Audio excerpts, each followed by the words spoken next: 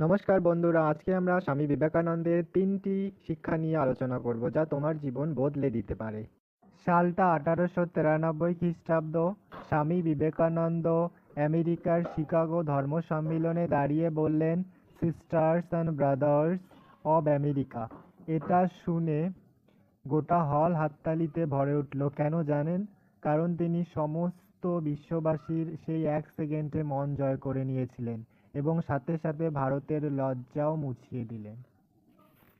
স্বামীজির প্রথম শিক্ষা, তিনি বলেছেন, ওঠো, জাগো, লক্ষ্যে না পৌঁছানো পর্যন্ত থেমো না।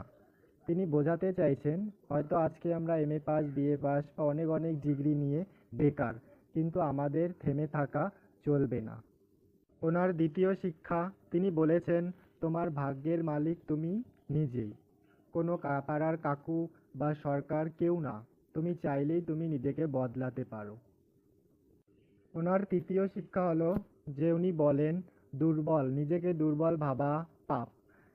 তুমি দুর্বল বা তোমার শরীর দুর্বল, তাহলে তুমি ব্যায়াম করো।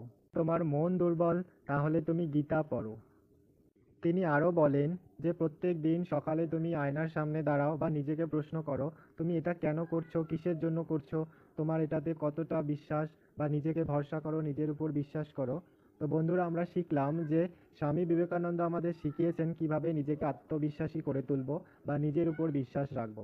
তাহলে আমরা দেশের সেবা করতে পারবো, দেশের কাজ করতে পারবো, দেশকে উন্নত করতে পারবো।